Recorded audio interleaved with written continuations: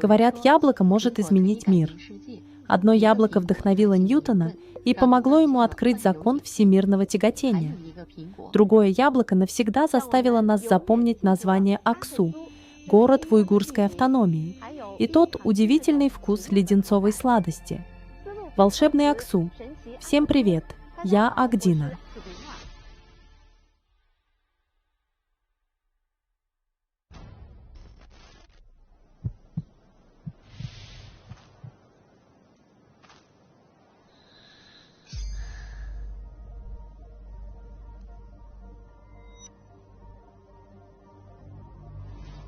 Стоя в Аксу, смотришь вдаль на высочайший пик Тяньшаня, гору Тимур.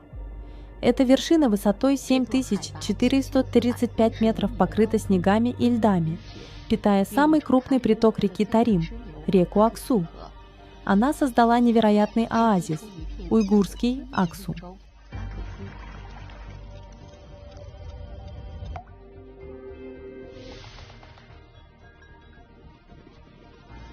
Река Тарим – самая большая внутренняя уйгурская река, берущая начало из талых вод Памирского Нагорья, образованная слиянием 144 рек, пересекающих пустыни и пахотные земли, чтобы принести самые сладкие плоды людям, живущим вдоль ее берегов. Яблоки из Аксу круглые и трехслойные, с сахарной сердцевиной. Их невероятная сладость происходит от предельной гармонии между землей и небом, что позволяет выращивать самые сладкие яблоки в мире.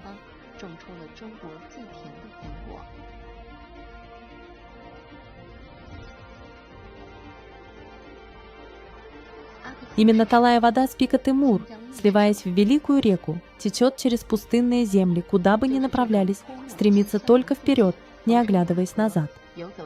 Именно такие безлюдные пустынные территории, деревни, подобные райским уголкам, где люди живут в единстве и любви, образуя сплоченное уйгурское сообщество, не боящееся холода и трудностей.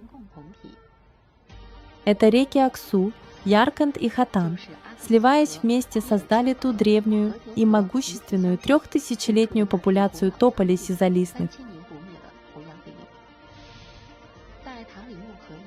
Вдоль берегов реки Тарим золотые тополя и голубое небо, желтые пески пустыни, льды и озера. Все это рисует пейзажи реки, позволяя нам увидеть форму вершин и решимость рек завершить свой путь. Живущий 1000 лет не умирает, умерший 1000 лет не падает, упавший 1000 лет не разрушается. В самых экстремальных местах часто рождается самая невероятная судьба. Такова стойкость и легенда сизолистного тополя.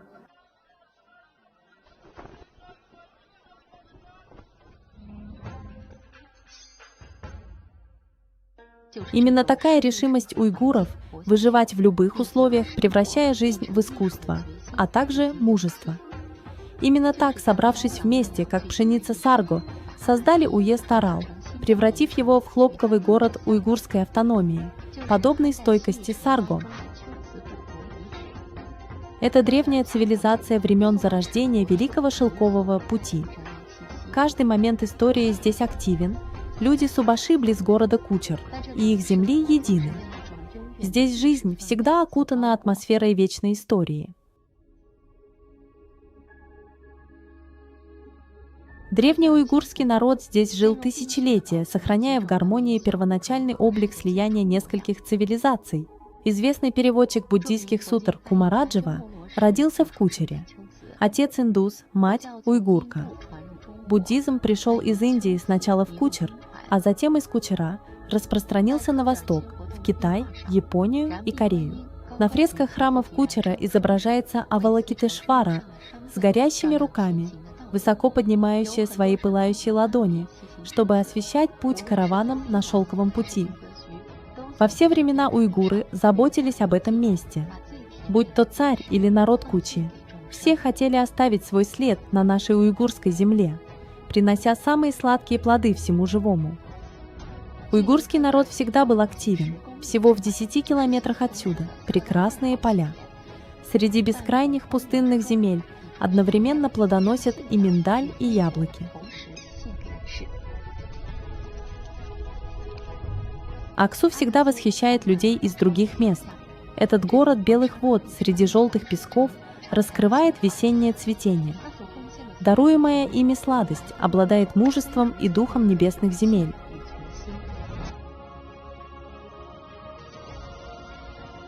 Такая всеобъемлющая любовь уйгуров к родной земле рождает в сердце особые чувства.